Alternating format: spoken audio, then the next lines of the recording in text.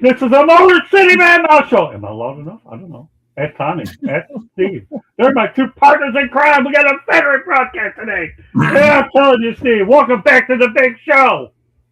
Hey, I'm in the secret square tonight. I'm down here in the bottom, and I feel like, hey, I must be an important guest. And alongside me to my right is Tom Shanahan. We're going to have the Shanahan report, but you know what? He gets to promote a book like he does all the time, but this time he's on the front end of a doubleheader. You know, they're glad that Tommy's going to be on occasionally with Steve and I and Tom. It's got to be a blast. We're going to add Molly Murphy at some point. We're going to have Candy and Blaine, depending if we have a lot of women topics that we have to get in there and you know, change the gender up a little. We're going to do everything. It's what you call the Anything Goes show, as we well know. But you know what I like to do when I start off these shows? I like to give updates on stories that we reported on, Steve. I'm going to give you a really good one right now, too. Last week, we talked about the wife of the Army Staff Sergeant who got busted by ICE, right? Remember we talked about that? Well, the stories actually turned out pretty well because ICE has released the wife of the U.S. Army Staff Sergeant after she was arrested at the military base where he is stationed just days after the couple was married. On April 2nd, Sergeant Matthew Blank, 23, and his new wife, Annie Ramos, 22, were joined by relatives at Fort Polk, Louisiana, who were there to help Ramos as a military spouse. Blank's mother told ABC News, but soon ICE agents entered the facility and detained Ramos. Steve, we'll start off with you since we went out there and talked about it. What are your thoughts about how this one's turning out? Yeah, well, you know, I was surprised that they arrested her after the wedding. You know, if she was here under whatever circumstances, if they had, taken her into custody before the wedding, then you could say, well, they were acting within their scope. But once she's married to a U.S. citizen, she should have been, okay.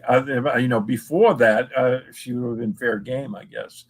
But I'm glad everything's worked out for the couple because Fort Polk is not a great place to be stationed at. So life is tough enough on the military people down there. I mean, it's a great place if you like to hunt and fish, but if you like to do anything other than that, then you're not going to like Fort Polk. So glad for the soldier and his wife, and hopefully things will turn out happy for them. Tommy, what are your thoughts about this? This one you didn't see the front end of it, but you certainly get to see the back end of it. It's an absolute disgrace, and it shows you what idiots are running the country from Trump on down. Stephen Miller setting up this racist deportation plan, and what's her name, Kristi Noem. They're all idiots. They're all racists, right? And they're on a U.S. Army base. The guy's serving the United States of America after Trump starts a ridiculous war in Iran, and they're going to harass him over a wife who has not caused any problems the entire time she's lived in the United States, when they claimed all along they were only going after the worst. It's an absolute disgrace. It shows you what kind of idiots we have running the country. Yeah, these are stories I hate reporting on. I really, really, really do. Unfortunately, it's something they have to do. But in this situation, I'm glad it actually turned out pretty well, for sure. So let's talk about the fact that, number one, in 1974, get this, Steve, you talked about North Korea being a dishonest country, right? Yeah, how they like to steal. I thought about this when I thought about you. In 1974, North Korea ordered 1,000 cars from Sweden, but never paid for them. It became the largest car theft in history. Oh, Steve, really? Seriously? Man, you talk about this guy picking this one off. He did. He talks about North Korea being dishonest. And all of a sudden we come up with this, Steve, like you say, you never know when this stuff's coming up. Well, I mean, if you expect anything above board with North Korea, then I have some swampland in Arizona to sell you because, we all know, I mean, they spend all their money on rockets and missiles and nuclear weapons, and they have tens of thousands of people that starve to death every year. that is one of the worst regimes in the world, other than maybe the Iranians, who we're currently in a conflict with. But when it comes to North Korea, I mean, did you expect anything else? If I was going to sell them something, money up front before I drop my cars off in that place, because you're not going back there to get it back. You know what I'm saying? Because you're not getting those cars back. So I would have demanded the money up front, but it doesn't surprise me. Well, no, it didn't. You're the one who told me about it in the first place, Steve. You talk about North Korea being dishonest, and I dig this topic. I had SB's name written all over it. And that's why it's on tonight's edition of Motor City Madmouth. All right, Tommy. I don't know why. By the end of the night, it'll never happen. Go ahead, Tommy. Like Steve said, why would you do business with anyone in North Korea? Not only does it not make any sense financially, ethically, it doesn't make sense. Force some human rights issues on them if there's things they need and want to buy. Human rights, yeah. Give me a break. If North Korea has anything to do with human rights, give me a break. No chance at all. But you know what, Tommy? I really feel that when I came up with this topic, that I had you in mind, because I'm going to talk about your favorite quarterback of all time, and his name is Carson Beck. Oh, does Tommy love to talk about Carson Beck? Let me tell you, does he ever like to talk about Carson Beck? Because what a difference a year makes. Carson Beck and his girlfriend, Hannah Cavender, had 3 cars stolen during a home invasion. Get this. The morning of the first arrest was made, along with recovering 2 of the 3 vehicles, and Beck's 2025 Lamborghini Urus is still not being found. Tommy, do you feel sorry for him? Not at all. When they first talked about college athletes deserving money, they talked about setting up trust funds for them so that they would have money after they graduate. Nobody wants to throw money at college kids, immature college kids, and see them throw money around. And that's exactly what Carson Beck did. The guy doesn't deserve the millions that he made. And then he just runs out and buys a Lamborghini and a Mercedes. He's a poster boy for what's wrong with the NIL. All right, Steve. I agree with that. I mean, look, the NIL. I mean, that's a big reason why Nick Saban got out of college football, because he thought the NIL was going to ruin college football. And look, this is the exact thing that people who weren't in favor of NIL money, this is the exact thing they did not want to see. And, I like what the NFL has done. They make these rookies go to like a rookie symposium / training camp where they teach them about money. And, if they get a reputable agent, the agents take care of their money for them, and they, prepare them for life after football, because as we all know, it's woefully short. I mean, the average career in the NFL is only about 3.5, 4 years. Right. So, for him to be going out, look, I'm not the biggest Carson Beck fan anyway, but for him to go out and buy a Lamborghini, I mean, come on. This is like, as Tom just said, that's the poster boy of what's wrong with the system right now. And, is he preparing for life after football? Obviously not. The gravy train doesn't last forever, as we all know. No, it really doesn't. I'll be curious to see how Carson Beck goes in and does. I think I've heard he's a projected 3rd or 4th round pick. I don't know. That's what my early returns are telling me. All right, well, you know what? Here's a guy that obviously set the stage for the Hurleys to get going, because to play basketball at St. Anthony High School, Bob Hurley made athletes sign a contract with 19 strict rules including no alcohol, no tattoos, no short haircuts. He told 60 Minutes in 2011. This obviously 60 Minutes profiled Hurley's son, Dan Hurley, who coaches UConn's men's basketball team. Both Hurleys have embraced a very demanding coaching style. Tommy, obviously, college basketball is one of your fortes. What are your thoughts about the way Bob Hurley did things? Tom? Yeah, you broke up on me. I didn't get the question. That's okay. Let me go over it again. No big deal. Maybe Steve, you want to answer it? Yeah, I can start, and then I'm sure you'll pick up. Look, the Hurleys, that's a great basketball name, as we all know. And look, I don't agree with everything he did, where he made the guy sign all this stuff. I mean, but at the same time, it was a discipline thing. He was preparing them to put, the team above self. And that's what makes great basketball players, right? I mean, I don't agree with all of it.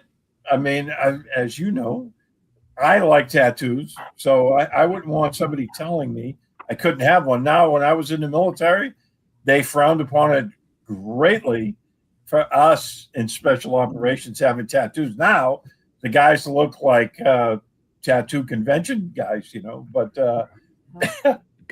things change over time.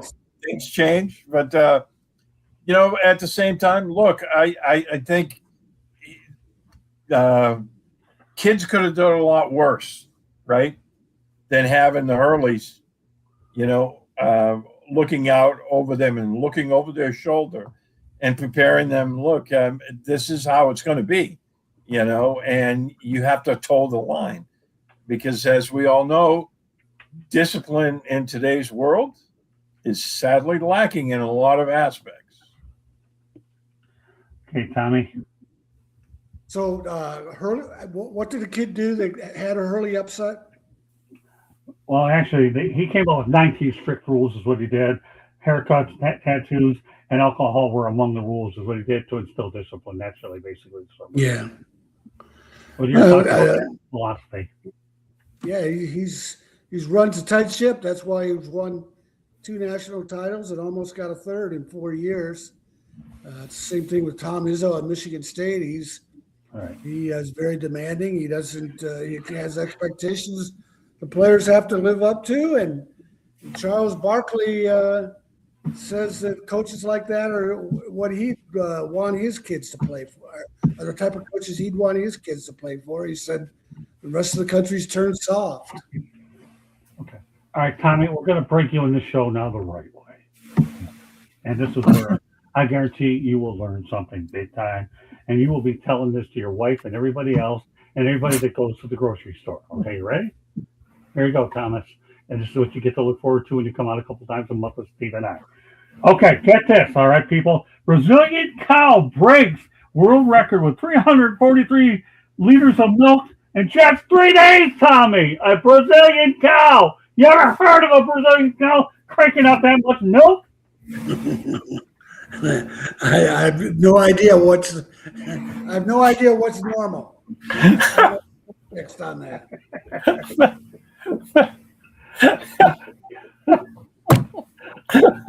And I'll reiterate that. I mean, I'm not a farm boy, so I don't know what a normal output is, but that does seem like an awful lot of milk in 3 days. And are they sure they had a cow there and not a woolly mammoth or something?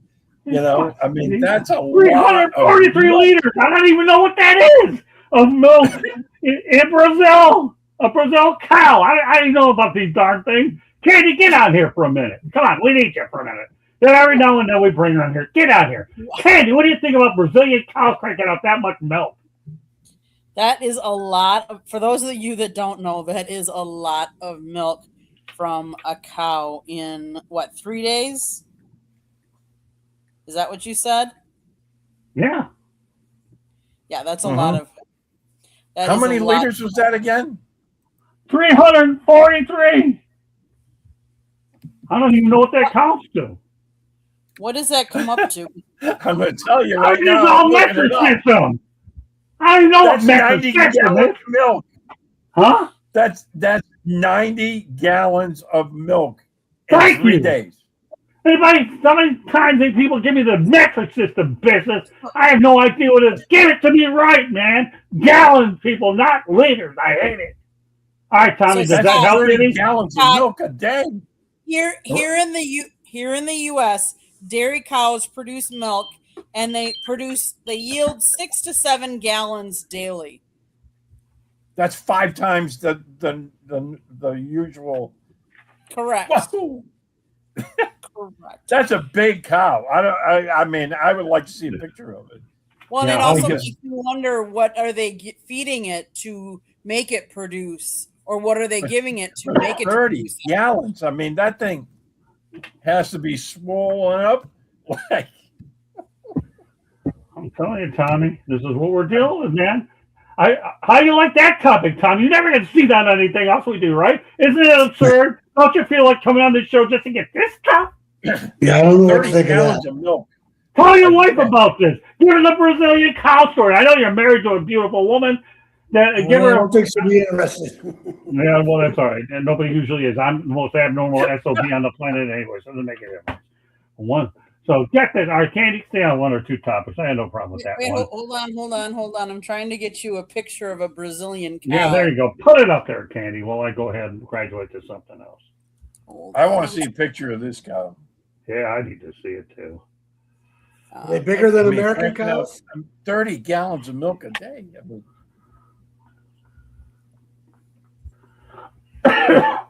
I figured the average, dairy cow was like 3 or 4 gallons. I didn't realize.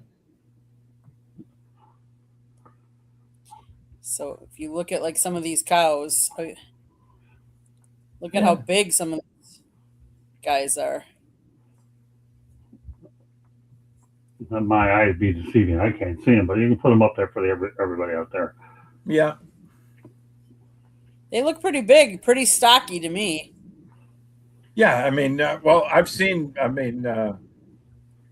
there was during my time down in the Amazon area, there was a confiscated cattle ranch along the Brazilian border that the Colombian drug cartels were using, as a airstrip to funnel drugs up to the United States.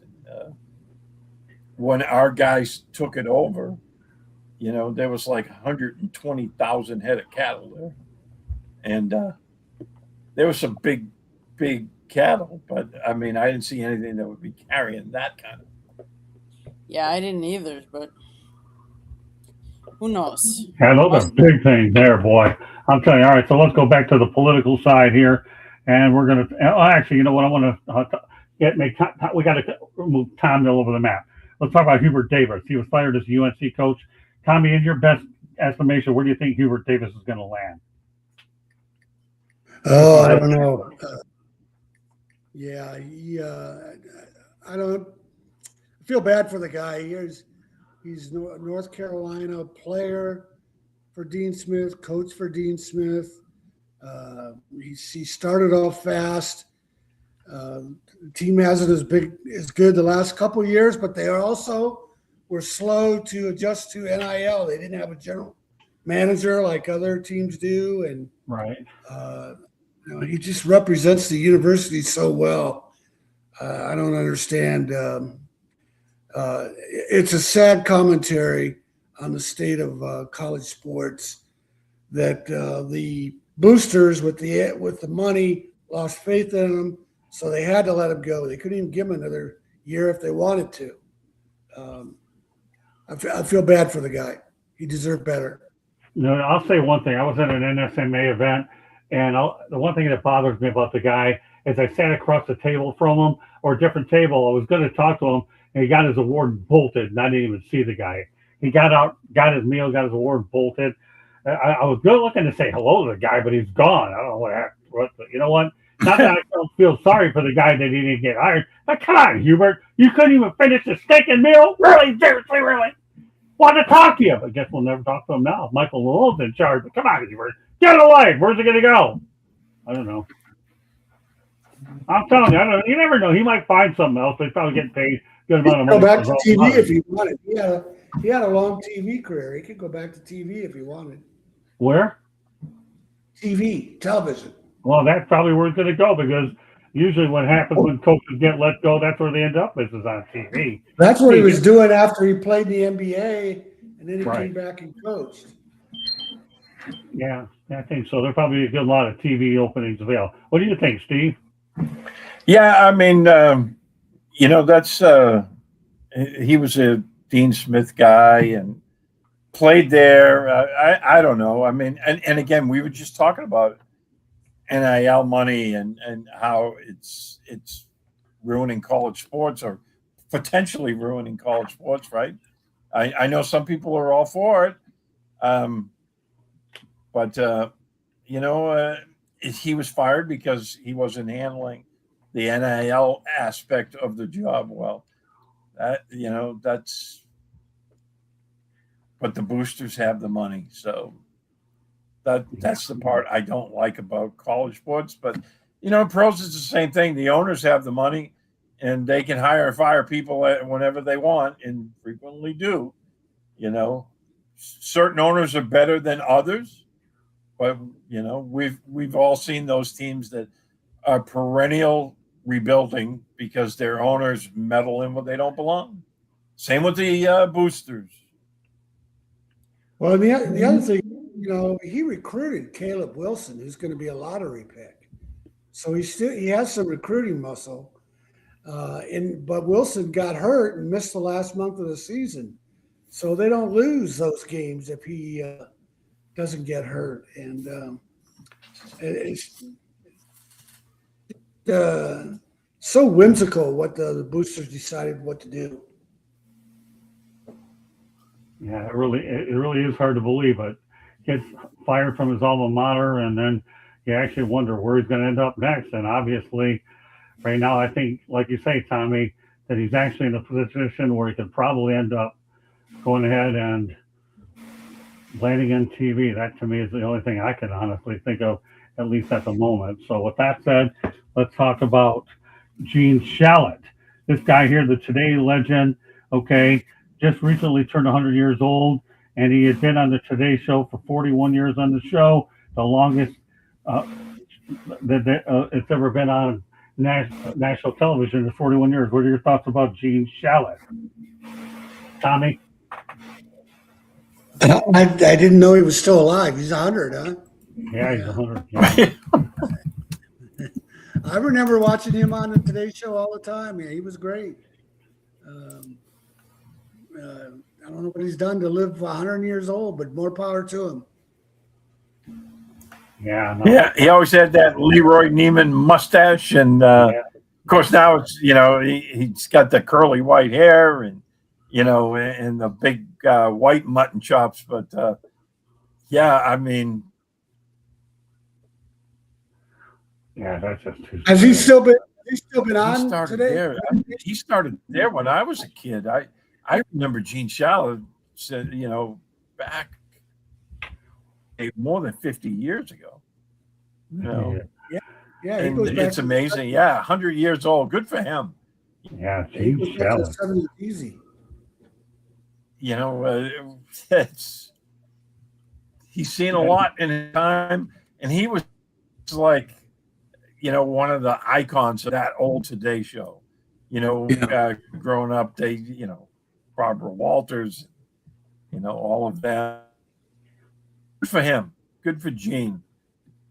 Yeah, Gene's definitely been around for a while, and more power to him. All right, let's continue the theme here. Jaden Ivey will receive his full $10.1 million salary this season, even after the Bulls waived him. Conduct detrimental to the team as a result of the LGBTQ comments and racial slurs. Well, I guess that's just one big flaw of the NBA, Tommy. It's the fact these guys getting paid no matter how bad things are. You want that guy representing your franchise? I don't Yeah, blame the Bulls a no, I'm bit. with you. He's not even fit for society. That's true. Yeah, that's just unbelievable. It really, truly is. Tommy? Yeah, I don't blame the Bulls at all. For getting What do you rid of him. think? What do you think, Steve? About Jaden Ivey? Steve, can you hear me? Looks like he's frozen. Yeah. Yeah. Steve. All right, well, that's okay. No big deal. We'll just continue. Candy, we'll bring you back on for a moment.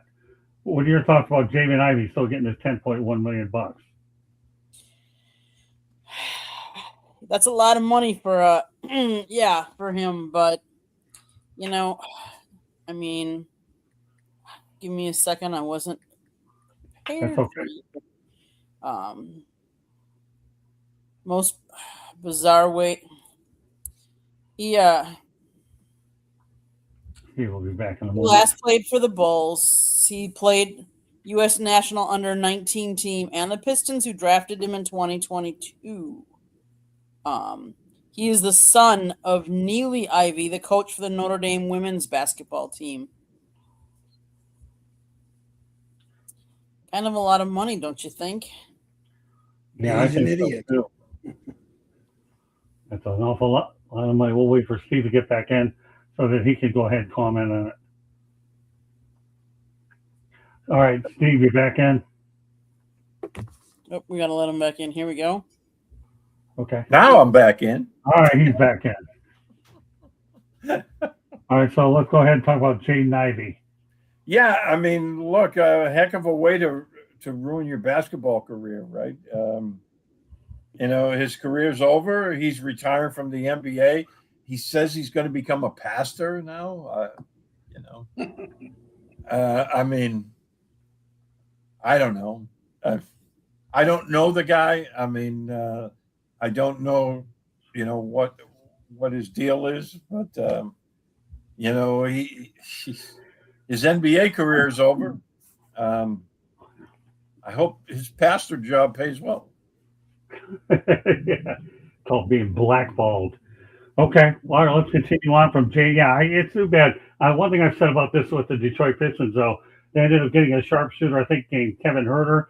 Tell you one thing, Trajan Langdon is looking awfully pretty good with the way that played out for sure, because now Ivey's out of the league, and the Pistons, whom we're going to talk about shortly, got the benefit of a sharpshooter. So we're going to go to Japan for a moment, and Japan actually built a 246-mile tsunami wall and planted 9 million trees to fight climate disasters. Tommy. Yeah, good for them. Wish we had people, though, thinking forward like that. I don't know if it'll do any good, but good for them. What do you think, They have Steve? a plan.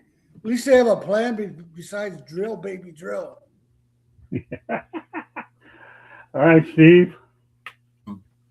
And the fact that they're taking a proactive step in this. I mean, I'm all for it. I don't know how effective it'll be, but it's a heck of a lot better than doing nothing, as we all know, right? That tsunami a few years ago, I remember watching that unfold on TV. That absolutely horrifying. And so if they can, protect their people by building something, along the coast there, I'm all for it. Yeah, no, me too. So it's time. I'll tell you what we're going to do. Okay, we're going to Canada. Why are we going to Canada? Because here's some pretty interesting stuff. People, you ready? The Canadians, people, let's bring them up. The Canadians invented basketball thanks to Dr. Naismith. James Naismith. Yeah, you didn't know that, did you? There you go. I got to wait for you to say I didn't know that. Of course, we gave you the one with the cows. That's not too bad. So that's something that's off the wall and crazy. Okay, then Canadians have a magnetic hill where cars appear to roll uphill. All right. Keep it going. Canadians created Hawaiian pizza. Yes, pineapple on pizza. It's from Canada. Yes. All right. Keep it going. Canada's maple syrup reserves are guarded like gold. Oh my God! Yeah, don't mess with their maple syrup. So there you go. A little bit of tidbits about Canada. Tommy? Are we going to put tariffs on all that? Yeah, exactly. Oh my Lord! Tariff the hell out of them. Yeah. Hey, I see. Are these topics choking you up, Thomas? Hey, I didn't know anything about the beer can rolling uphill, but being a native New Englander, we didn't import Canadian maple syrup. It came from Vermont, so I know maple leaves. I mean, that's the national symbol, right? The maple leaf. So Yeah, let's not talk about their hockey team. but yeah, I totally get that. I mean, their maple syrup is like gold to them. I get that part. I mean, well,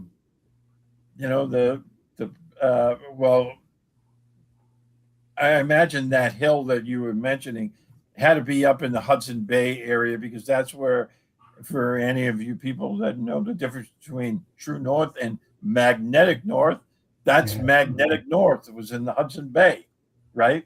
If you have a compass, it points toward magnetic north, and that's where that big metal deposit under the ground is located up in Canada.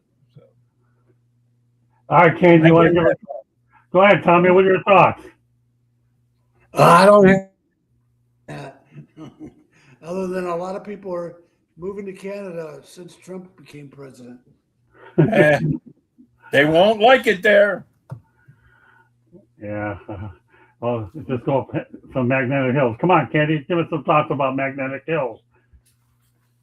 We're keeping Candy a little busy tonight, coming on here, and we'll see if she makes it on herself to research it to the Well, you were asking me to do a different task, so I was trying to do the different That's all task. right. You're doing good, Candy. Keep it up. You're multitasking tonight, girl. Nobody does I it better. know. Nobody does it better than her. That's for sure. Go ahead. Let's talk about. So, Scott, does Canada Dry come from Canada too? I don't know. Does it? I don't know. I'm asking you. Oh, You're you knew the that. one that's I think it originally did. I mean, if you're giving us all these things that originated in Canada, I mean, Canada Dry, Yeah, I didn't see that one on the list, Candy. If I did, I can rest assured I would have brought that up. It really is unbelievable. Yeah, Canada Dry. That's a pretty interesting question for those of you out there on YouTube. If you know that Canada Dry came from Canada Dry, don't hesitate to. It originated from Toronto, Canada. Yes. Yeah, really? Yep. In 1904. Yep. Unbelievable. Canada See, there Dry. you go, Scott. I added to your show. Wow, that's unbelievable. Canada Dry. All right, well, Canada Dry ginger ale is some good stuff. Oh, I'm telling you, I like that stuff. You can actually get that in Florida, right, Steve? Canada Dry. Oh, yeah. Yeah. It was a brand of soft drinks founded in Toronto, Ontario in 1904 and owned since 2008 by the American company Dr. Pepper. Dr. Pepper. Snapple. Yep. I remember when Dr. Pepper bought them out. Oh, did you? Okay. Yeah, because I was like, Dr. Pepper on Canada Dry, you know. All right, well, you want to talk about ways to manage your money. What do you think, Tommy? Give us a Canada Dry story, my man. Well, I'm familiar with it, but I've never been one to drink it. Yeah, it's not bad. Actually, you know what? I'm a big Verner's guy myself, actually, out in Detroit. So if you anybody that's ever been to Detroit, Verner's is a drink out there. All right, well, you want to talk about smart business people. Jamal Mashburn is as good as it gets. Because former NBA player Jamal Mashburn, who earned about $70 million in his NBA career, now owns 100-plus business. So get this, okay? Of those businesses, Mashburn also owns other ventures such as real estate, horse racing, stables, and hotels. He has 3 Dunkin' Donuts, not bad, 5 car dealerships, 38 steakhouses, 40 Papa John's. I mean, this is just unbelievable stuff. You talk about a man that knows how to invest his money. I mean, but $70 million in his career and 100 plus businesses, this is just simply unheard of. Tommy, I mean, we all knew this guy was a heck of a player, but he looks like a heck of a businessman, too. And some of his multiple car dealerships, such as Toyota and Lexus stores, are in Kentucky, so you know he's going to get a big market there because he's obviously idolized in that part. So let's talk about the portfolio of Jamal Mashburn, Tommy. Yeah, that's pretty impressive. He's I don't know what he majored in college, but he's got good advice somewhere along the line with his business partners. Very impressive. I'm surprised I haven't heard that more about him in the past. Well, you're hearing it tonight. This guy's when I saw this, there's no way I could not bring this on the show for sure. And that's a guy that prepared for life after sports, right? I mean, he invested his money. He was smart with it. He's diversified his portfolio. He owns a little bit of everything, and he owns a lot of a little bit. I mean, he owns everything. That I think that is so cool and good for him, right? He earned a lot of money, but as we all know, I mean, some guys earn a boatload of cash, and then 5 to 10 years after they're out of professional sports, they're broke. You know, this guy, he probably has tripled his money, you know, that he earned. Because you're talking about over 100 businesses, you said? Yeah. You know, steakhouses, car dealerships, Dunkin' Donuts never go out of business. No, that's true. You get a piece of that. It's a sweet proposition. Yeah. I remember I was living in South Carolina when they put the first Dunkin' Donuts in South Carolina. And the weekend they opened, the line to get in the drive-through was a mile long. Yeah. Well, the other thing that's interesting about that is when he played, guys didn't make $20 million a year. Shaq has businesses everywhere, but Shaq started out with a pile of money because he made so much money in his playing career. I bet Mashburn didn't make much more than $1 million or so when he played. That's about that was a good income for an NBA player back then. But Shaq made a lot of money, and he had the name recognition. Papa John's brought him on board to help them get out of their fiasco over race. And so Shaq had a big head start on Mashburn. That's really an impressive story. Yeah, that's when we brought it up, Tommy. I told you, hasn't the show lived up to its billing that it's a change of pace? Yes. Let's go back to college. Huh? That's what I mean, Tommy. You're a fit for this show. I mean, I couldn't explain it to you when we were doing it, but now you get a piece of the action. All right, let's talk about results of both UConn teams appear in the national semifinals. Okay, obviously this year they both lost, and in 2004, both of them ended up winning, the men and the women. And of course, again in 2004, the men lost, and then the women ended up winning. In 2011, the men ended up winning, and the women lost. 2014 was good for both of them. They ended up winning both. 2024, the men won, and then the women lost, and this year they swept out. Tommy, I mean, that's still pretty good consistency, despite the fact that this is a little bit all over the place. Yeah, it's interesting. The UConn men have come back under early. I thought that they were going to fade away. I don't know how they're able to recruit guys to come to UConn. Have you ever been to there, Steve? It's out in the middle of nowhere. I don't know how they get kids to come and play there. So once their former head coach that built the program, I'm drawing a blank on Jim Calhoun, right? Yeah, once Jim Calhoun left, I would have thought the program would have gone into obscurity after that, because I just don't know how they get anyone to go play there. Of course, now it's a different ball game. They pay them money to come play, but UConn is not an attractive place. That's true. I mean, obviously Kevin Ollie did a good job, and Dan Hurley has done a good job picking it up. Think some thoughts of that. Yeah, I mean they've always been a basketball power, and it's not a huge school. I mean, it doesn't compare to some of them, like the the big Midwestern schools and whatnot. But they've consistently put great teams on the floor, both men and women, and they've been able to maintain that.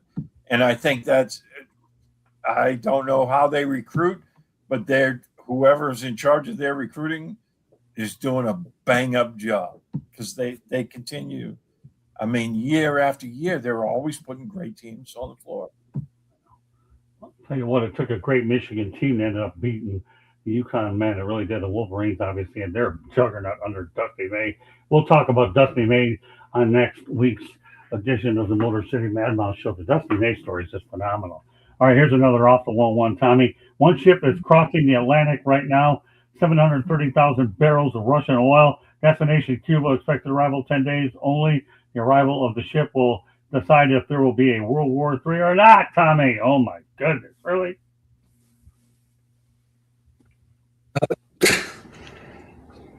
That's the one where they lifted the sanctions and decided to let the ship go through. Is that the one going to Cuba? I don't know.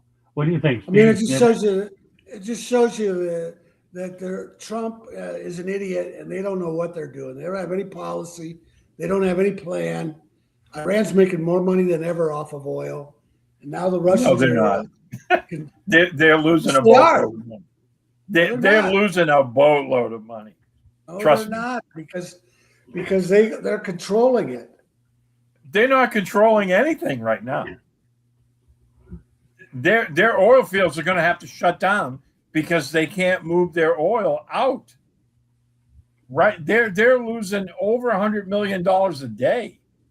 Their oil fields are going to have to shut down because they don't have the storage facilities. They're losing a boatload of money. Now, this ship going to Cuba, that's a humanitarian thing. The Cubans all the oil prices are up. The oil prices are up, but the Iranians aren't moving it. I mean, that's the problem right now that they're having. See, they were selling they were selling short to the Chinese, but right now they're not moving anything. And but this, getting back to the Russian ship, this is a humanitarian thing. Cuba has been without power.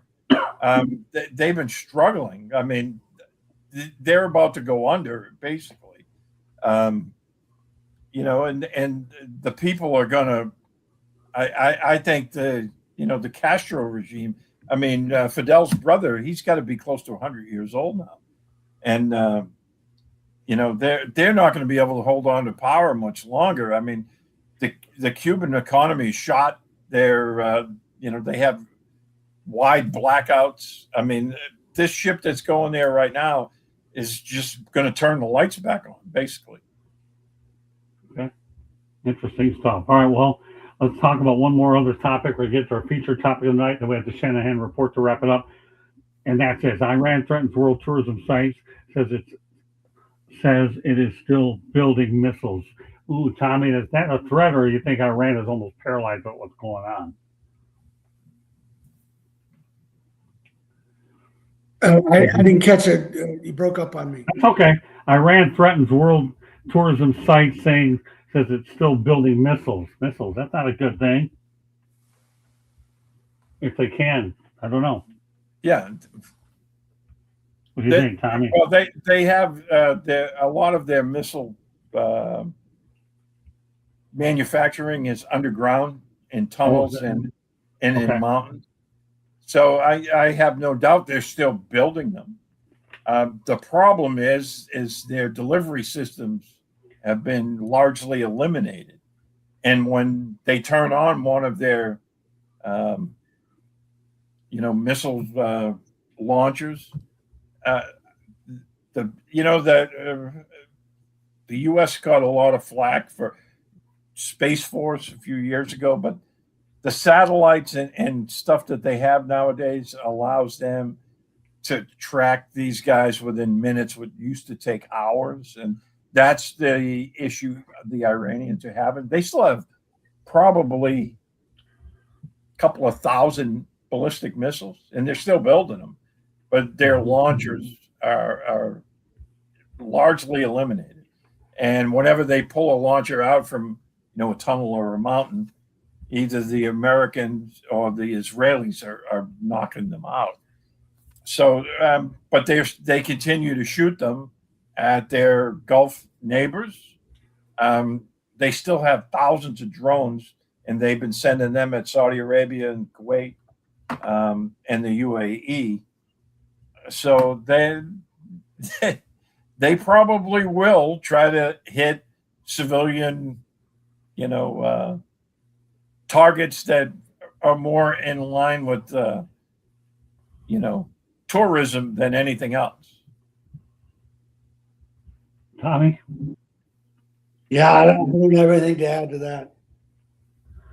Yeah, okay, smart man. Okay, well, let's talk about a team that's pretty hot, and they can be dangerous in the postseason. My hometown, Detroit Pistons. Get this, Javonte Green played all 82 games for the Detroit Pistons. How often do you see that in sports, let alone playing an entire season? They're the first team in NBA history to go from 60 losses to 60 wins in 2 seasons. Owner Tom Gores has a net worth of $10.1 billion and is actually paying the salary of Monty Williams $60+ million. And they just fired him after a 14-win season and 28 straight losses. They brought in Trajan Langdon and J.B. Bickerstaff as their head coach. Well, let's face it, Tommy, you obviously being from the North Carolina area, Trajan Langdon's a heck of a basketball mind. And what are your thoughts about what they're doing in Detroit? Yeah, they have built around Cade Cunningham. They've got a solid roster. Cunningham's the most valuable player candidate. Trajan Langdon's a quiet guy, and he's quietly been building that franchise. And then J.B. Bickerstaff appears to be the perfect hire for that franchise. Yeah, he's done a really good job. I remember, Steve, the good old days on the Pistons and the Celtics used to go at it. Oh, yeah, the big bad boys, Lambeer and all that. Yeah. Isaiah Thomas. I mean, that was interesting times back then. But look, the Pistons have turned it around, right? And now look, they're entering the postseason in really good shape, I think. So, they're the number 1 seed, right? And I think, yeah. And people are talking championship in Detroit again. Let me tell you, Larry Bird, I covered those teams, the Bag Boys. It was just unbelievable stuff what they were able to do. But the reality of the situation is Jalen Duren. Larry Bird hated Lambeer. I lived it, man. I can tell he you. He hated Lambeer. I hated him too. I got to tell you guys a funny story because y'all can appreciate it better than anybody. I'm at the Boston Garden, and at that time I tore my ankle up in a skiing accident in Magic Mountain up in Londonderry, Vermont. Steve, you're probably familiar with Londonderry, right? Oh, yeah. I'm limping in the Boston Garden. I go into the Pistons locker room wanting to talk to Dennis. Bill Lambeer makes a smart aleck comment, and I said, Bill, let me tell you something, because Dennis Rodman's my friend. He's always sticking up for me in the locker room, alone against this guy. Then we wonder why Bill Lambeer never ever got a head coaching job, because he angers the wrong people. But I said, Bill, just because you got enough to make your car payment doesn't mean I got enough to make mine.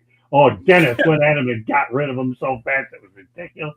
We went about our thing, and that was that. So I don't know. I always credited the Celtics for making the Pistons an awful lot stronger, and that's exactly what they did. Those bad boys teams were really, really fun to watch and cover, and I'm glad I was a part of it. So I don't know if Steve has ever heard this much, but he's going to get a taste of it now.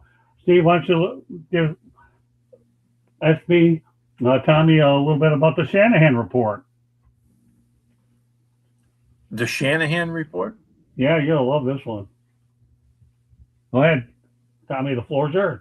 What's going on? Shanahan report. Well, try, Tommy. Can you hear me? Yeah, go to my website. Go to my website, tomshanahan.report. Buy my books, tomshanahan.report. Follow me on Twitter, Shanny4055, SHANNY 4055. You know what I would do, Tommy, is give Steve an idea what your books are about. I think it's the first time he's hearing about it. Duffy Doherty and all those people. You're familiar with Duffy Doherty, right, Steve? Mm-hmm. Yeah, go ahead. Yeah, my books are about the true stories of college football integration, about how Duffy Doherty and Michigan State led the way, not only with Duffy with his teams, but his assistant coaches followed his blueprint, and they spread out across the country. Dan Devine, Bob Devaney, Bill Yeoman desegregated Houston, and so Duffy's fingertips are everywhere. That's cool. I'll definitely check that out. There you go, Tommy. Not only just putting the Shanahan report, we got new teammates like Steve out there who's, we have an older show tonight with you and I and Steve. We all get an idea who Duffy Doherty is, people, and that's exactly who we're talking about tonight. Meanwhile, we covered a lot. Hey, Tommy, give us your feedback about the first time on this show, about what you expected and maybe didn't expect. Well, I wasn't prepared for some of the questions. But I did the best I could. That's what the beauty of this Wednesday night. It's like we talk about Canada Dry and Brazilian milk cows, and it's like this every week. That's why I look forward to it. I mean, I do a podcast of my own, but it's regimented and it's scripted to our talking points. But that's why I love this, because I never know what Scott's going to throw at us, and it's going to be tough to beat that Brazilian milk cow, Scott. That's all I can say. Yeah, I'll tell you what, Steve, though, what'll end up happening tomorrow, okay? After I get done with the networking meeting from like 7:45 to 9, I'm going to be working on next edition of the Motor City Mad Mouse show with the three of us next week. And I'm going to, and listen, Tom, you got it off a little easy because I did incorporate Hubert Davis and a couple of basketball topics because I like to cater some of the topics to what people know. But let's not kid yourself, Tommy. I like to make sure that I got two of my pals on this show. I like to give you thinking, and Tommy, at least the degree of my unpredictability on this show, and I want to make sure you walk out of here telling your wife, man, I learned a lot from this show. I learned a lot about my colleague Scott tonight. That this guy is as crazy as the Motor City Mad Mouth hat exists. And you know what? Yeah, he's crazy. I know. That's it, man. But you know what, Tommy? It's a change of pace, and it's all about fun. Isn't that what this is supposed to be, about having fun, change of pace, right? If I'm wrong, it won't be the first, and it won't be the last. All right, Steve, why don't you let everybody know how they get a hold of you? Sports Exchange coming up at the top of the hour. Go ahead, Steve. Yeah, thanks for having me. As always, Scott, this is one of the things I look forward to every week. You can find me on Twitter at SteveB7SFG. I write for PatsFans.com covering the NFL. I'm also a national defense editor for National Security Journal. And I spend most of my waking hours from Monday to Friday, digging into the stuff that's going on in the world that nobody wants to hear about. And guess what? We bring it to you every Wednesday night, people. I like to get on 7:45 or so, 7:50 p.m. Eastern time. We try to give you at least about an hour. We're closing in on that hour mark. Tommy, didn't I tell you we'd be around an hour? So I'm right on target, right? Not too late for your bedtime. This guy had it tough. He used to come on after 9, worry about these. It's in America. We're almost at 9 o'clock. Okay. And that's what's so good about it. You get to lead into another show. I got one more. I got a triple hitter. But you know what?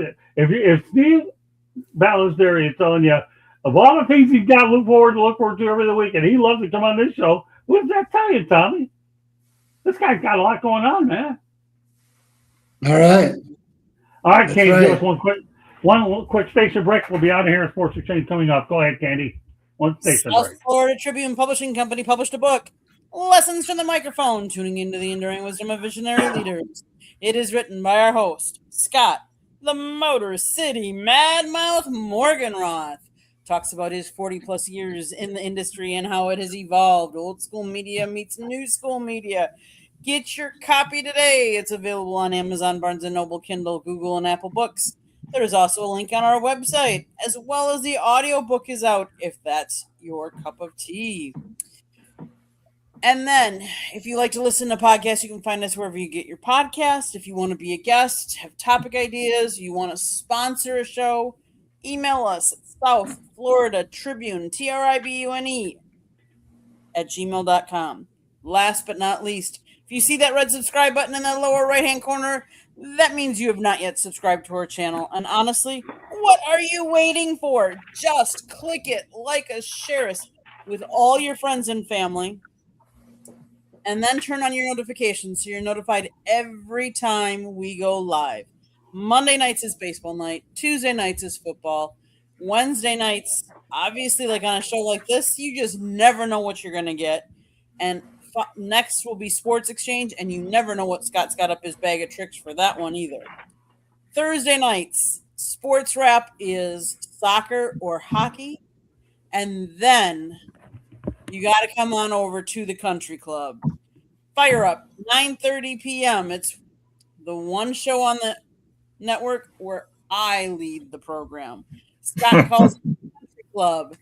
Come on over and watch it. You're welcome to partake, And last but not least, we love people in the comments chatting with us. So if you've turned on those notifications and you're tuning in, we'd love to hear from you. Back to you, Scott. All right, well, that does it for this edition of the Motor City Man Mouth Show. Tom, I'm glad you had an opportunity to experience this the first time. I'm glad you have an opportunity to do it the second time. But don't feel too bad. This is one show you don't have to worry about feeling uncomfortable, unprepared, because you know what? It's called, this network here on this show, remember the FCC, the Federal Communications Commission, right, Tom? But we all know that in this business, right? Right? FCC? This is called the AG Network. You know what that means, Tommy? Anything goes! Anything goes, people. That's what we have tonight. Guess what, Tommy? Steve, I love you, brothers. You guys are the best. I couldn't think of it. Having two of my pals doing this. Tommy, I promise we'll even do better the next time, but at least you know what you're getting into. It won't be all that bad. I promise. I don't know what it'll be, but don't worry. Well, it'll be fun. All righty. God bless my crew here tonight with Tommy, Steve, two veterans who are great at what they do. And I'm glad I was able to put them on tonight. And we get one more shot before Candy and I go out to Europe. We'll take a little bit of a break from the show for a couple of weeks. We want to make sure that we go out there and make it real at least next week as well. So good night, everybody. Todd, thanks again for doing this tonight. Steve, obviously we enjoy having you on this show, and you and I will see if we can do better next time. And Tommy gets to come along for the ride next week. God bless everybody. And Sports Exchange coming up next. Bye now. Good night, guys. Good night, everybody.